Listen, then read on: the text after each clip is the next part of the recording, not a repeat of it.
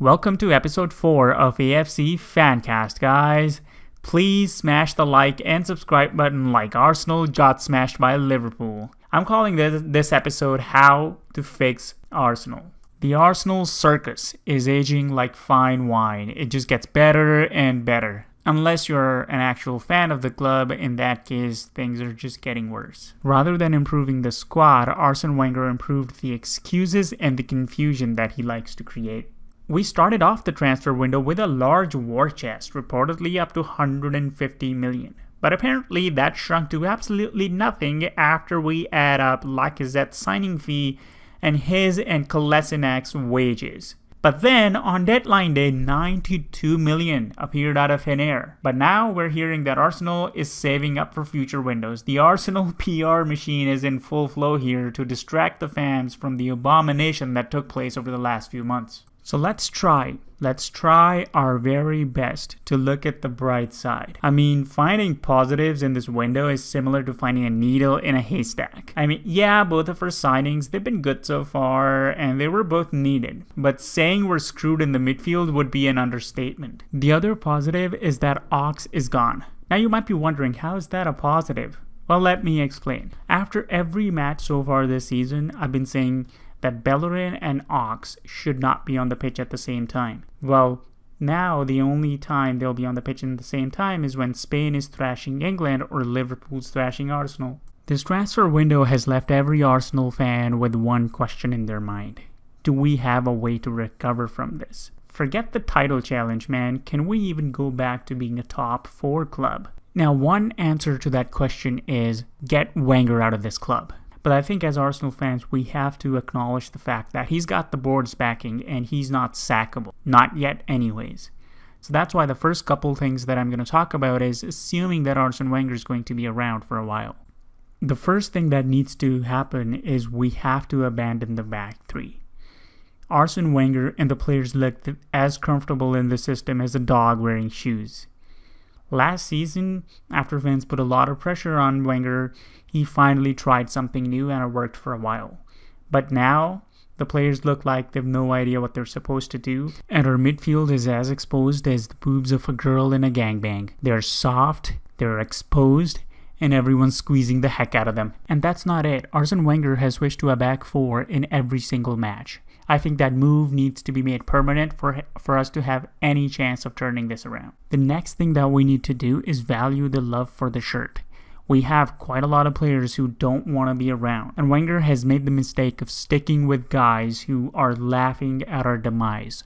Oxlade-Chamberlain's prime example of that. Why was he playing every single match when he told Arsene Wenger he wants to leave? Why was he starting against a team that he was then sold to a few days later? He had no reason to play his heart out. His future had no association with our performance. Same thing applies to Alexis Sanchez. If the man's going to laugh as we're losing 4-0, he shouldn't be allowed anywhere near a starting 11. I don't care how good he is. We cannot have that attitude on the field. Guys like Reece Nelson would be over the moon to put on the shirt that some of our current players are taking for granted. Arsene Wenger needs to identify guys who are willing to battle to get the club back to where it belongs. Unfortunately, in order to do that, he's going to have to start holding players accountable, which is not something that he has ever been able to do successfully. And once some of these big name players who are taking things for granted, they're sitting on the bench in a World Cup year, I think they might come around and change their mind. Think of Mustafi.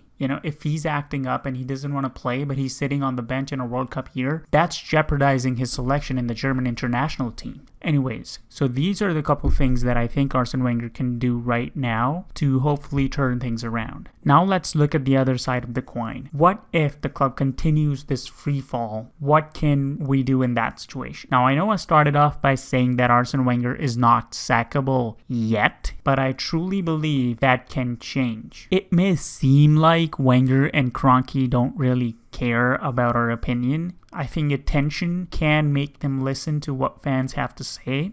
Think about his recent TV app controversy where they had some animal cruelty content up, and that resulted in an outrage, and he had to take that stuff down. So clearly, with enough negative publicity, there is a way to get through to the guy and wake him up. And if things don't change at our club, we have to bring that negative publicity to him. We have to magnify his failures as the owner of the football club. Why am I focusing on the owner rather than the manager? There's a reason behind that. Arsenal fans are heavily divided on whether Wenger is the problem or not. We have the Wenger ins and Wenger outs exchanging blows every single day. But both of these groups, they have one thing in common.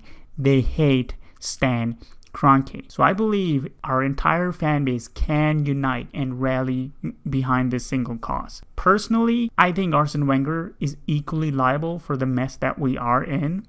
Wenger has not once stood up to the owners and said, you know what, I disagree with the direction you're taking the club. Imagine if Jose Mourinho or Conte, they were told that the club is going to save for future transfer windows and then they'll have to clear out the deadwood before being allowed to add more quality. I know what Jose Mourinho will do. He'll go to the press and let his feelings known. Those guys, they either get what they want or they're out of the club, okay? But Arsene Wenger has decided to get in bed with Stan Kroenke, and therefore I think he's fully liable for the damages that he's done to the club. But like I said, that's a controversial stance, but when it comes to getting the owner out, majority of our fan base is able to rally behind that cause.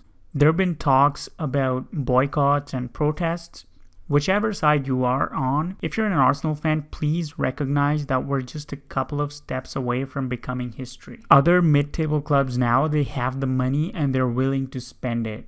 They're also able to attract high-quality players who are not obvious targets for the big teams, so they're willing to step into a mid-table or a low-table team to prove their point. Fernando Llorente is a good example of that.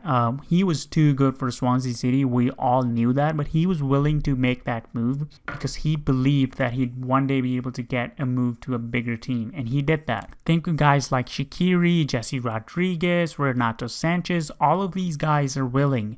And they're very high quality players, but they're willing to drop into the mid and low table English Premier League teams and prove themselves. So I think we have to watch out. This is not the Premier League of old. Okay, teams like Everton, Stoke, West Brom, they're all working hard to take that next step while we're sitting here watching videos of Invincibles from over a decade ago.